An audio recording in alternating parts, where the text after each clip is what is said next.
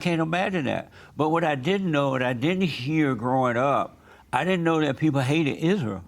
I did not know. That seemed like it's something new. Because when I was growing up, and for some reason, I didn't think of the Jewish people, because I thought all people were the same anyway. But I love Israel because of what I read about it. I knew the relationship we had. And so from what I knew, all Christians and all people love Israel. I was surprised to find out that they hate it. What causes people to hate Israel? That's a great question. It's so amazing. Yeah. What caused, one other, when I first heard people put down Israel, I first heard it from Jesse Jackson, those kind of guys, Louis Farrakhan and others. Prior to that, I never heard it before, and I only heard that once I moved to LA. What caused people to hate Israel?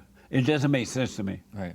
So I'll make it make sense to you. Okay. And I think your experience, if you look at the Black South, since they were brought into the Americas, they've had a very good relationship with the idea of Israel, right? Yeah. Israel existed post that experience, but even the idea of Israel, they read it in the Bible, they have their songs, they identify with the stories of slavery, they identify with the stories of King David. So the Black American experience overall always had a very positive relationship with Israel until the Farrakhan's and the later movements that came much after. But historically, there's always been anti-Semitism. I mean, you can look at the Inquisition in Spain and the Holocausts that happened. I mean, how about America? Well, even in America, have they always had? Before America got involved with World War II, there was a huge Nazi movement that was happening in America. And you had signs that said, no black people, no Jews, right? We were right next to each other in terms of segregation and pushing people away. And that's why there was a lot of alliances that existed between black people and Jews during the Civil Rights Movement. But your fundamental question is, I think, one of the most important questions on this topic is why? Yeah. Because we talk about what's going on. Okay, we get it, but why is it happening? If we don't understand why, we're not going to be able to play a role to be able to fix it, right? And so if you look at, I'm going to first break down the reality for maybe some of your viewers that don't understand. If you look at the far left, they say that the Jews are the right. You look at the far right, they say the Jews are the left. You look at the black supremacists like the Farrakhan's, the Jews are enemy number one. Yeah. You look at the white supremacists, the KKK members and neo-Nazis, Jews are enemy number one. You look at the ultra-religious people, Jews are enemy number one. Ultra-secular people, the feminists, Jews are enemies. Every single side that you go that's on an extreme, they all agree on one thing only, that the Jews are the problem. How they're the problem, they'll disagree on how. But that they are the problem, they're all on the same page, which is amazing, right? It's fascinating. It is amazing. It's pretty crazy. And now I've never asked anyone this question, so I'm interested in it. So the answers I got growing up when I was asking my community, why are we constantly hated? You know, all of my grandparents were born in different countries. All of them were persecuted because they were Jews. All of their families were exterminated because they were Jews. And so I asked myself, why historically do we constantly be persecuted by wherever we're having an experience? And we're always blamed for all problems, right? Yeah. The economy has to be the Jews. The weather has to be the Jews. The government has to be the Jews. Charlie Kirk died, must be Israel, right? Literally anything that happens, like someone is finding a way to flip it and to reverse it and blame it on Jews. And you know enough Jews to know that we're not behind all of these things. I mean, there are some individual bad Jews who are not so good, like you have any population. And if you look on average, the output that the Jewish people have is usually positive. So why are you assuming all the Jews are behind these things? And so the three excuses I would often hear is, well, people are jealous of us because we tend to be successful. And I kind of reject that, because there were times in Europe where we weren't successful, we were living in poverty, and they were still blaming us for all problems and hating on us. There are countries like Singapore that's a new country and ultra successful. No one's boycotting Singapore. If you look at the three minority groups who are recent immigrants in America that have the most success, it's Nigerians, Koreans, and Indians. And I don't see any boycotts and protests and campus movements against these communities. And you look into New York City, right, where you have a large percentage of the population that's Jewish, 13%, right? One of the largest Jewish communities in the world is in New York, but we are 13%, 1/3 of the population in New York City as Jews. If you look at the total hate crimes, you look at hate crimes against black people, women, whatever group it is, the total hate crimes against the Jewish people is over 60% of that total. So how are we 13% and yet over 60% of hate crimes are targeted against Jews? It cannot be success. The next argument used is that we other ourselves. We have our own Jewish day schools and cemeteries and hospitals. And so because we have like this separation, then people hate us. But look at the Amish. The Amish separate themselves. No one's going and blaming the Amish for running the economy. The Muslims separate themselves. The Indians separate themselves. The Armenians separate themselves. No one's going to those communities and blaming them for all world problems because they have a separation. The last excuse often given that I heard growing up is there's this dual loyalty clause, which I think you were alluding to when you asked me, like, are you American or not? And I think I think we need to be very honest as Jews. Absolutely. You know, Judaism is not a religion; it's a civilization from Judea/Israel/the Hebrews. And I'm honest; I'm not against America, but I'm not American. I'm an Israelite. I'm a visitor here. This is not my ancestral homeland. My homeland is in Israel, which is where I live. Now, people say that there's this dual loyalty because Jews are first allied with or loyal to the greater Jewish collective or to Israel, then people are going to think that they're traitors. But I grew up a large percentage of my early childhood life in Miami. And in Miami, everyone's from somewhere else. Argentina, Venezuela, Colombia, Haiti, Jamaica, Cuba, like everyone's from somewhere else. So why do they hate the Jews then? What is it that made them hate the Jews? The question is not what did we do that caused the world to hate us. The question is what we didn't do.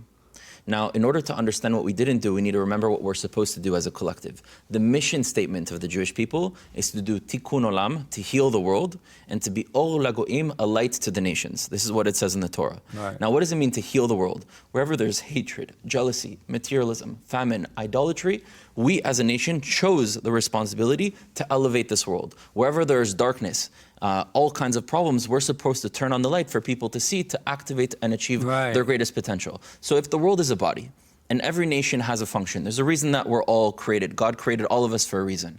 And every nation has a function within the human body. The only thing in the human body that fulfills the healing of the world, healing the body, and empowering the other nations, so empowering the rest of the organs, the only thing that does that is the immune system. Now, when the immune system does not work, the body becomes sick. It's not the immune system that created the diseases, but it was the immune system's responsibility to correct it. Right. It's not the Jewish people that created the world's problems, but it's the Jewish people's responsibility to prevent or to correct them. And anti-Semitism fundamentally is a rejection and reaction of all these extreme groups who are suffering, who are looking to the Jews and blaming us for creating those problems.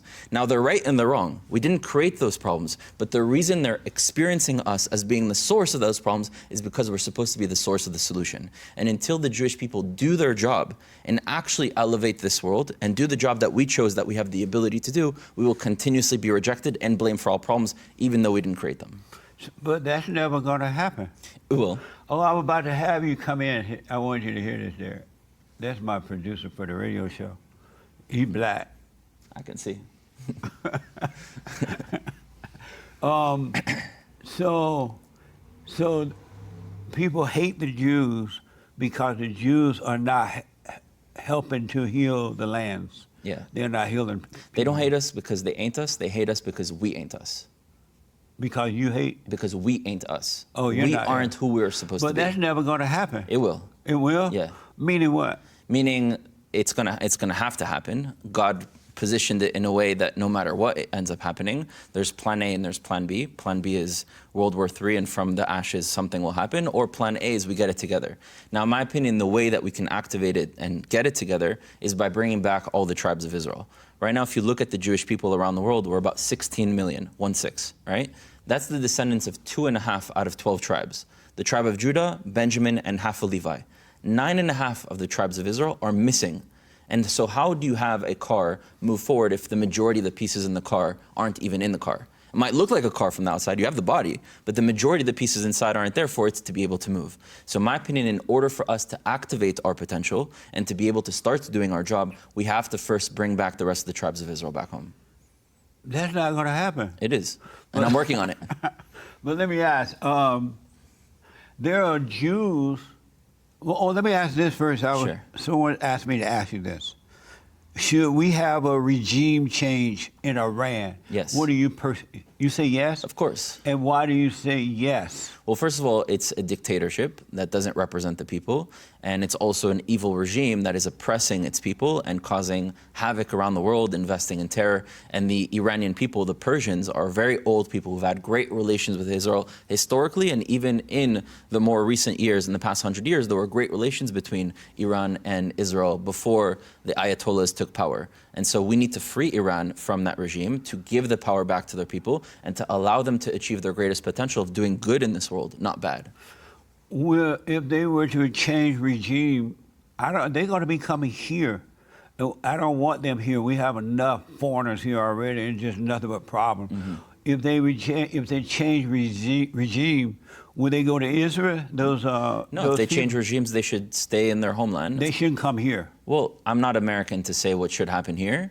I think. Should they go to Israel? No. In Israel, we have Jews. This is the home of the Jewish people. But don't let these foreigners go to Israel. And also, we have other minorities who live there, the Druze, the Palestinians, others who have access and have a right to that land as well. But when it comes to the Persians, I think they should have self-determination in their homeland. Individually, if a person wants to travel or to learn or to get work elsewhere, they should be able to do so. But overall, we should free that land for the Persian people to have their power back in their hands. But not let the people go to Israel or America, right? Make them stay at home and fix up their own land and take care of themselves. And I think they want that. I don't think we're dealing with a population so who wants to leave. we won't have a bunch of refugees coming, right? No, I don't think so. I think you can empower the people. Okay. I mean, ideally, we don't want anybody to be a refugee, right? We want people to stay home.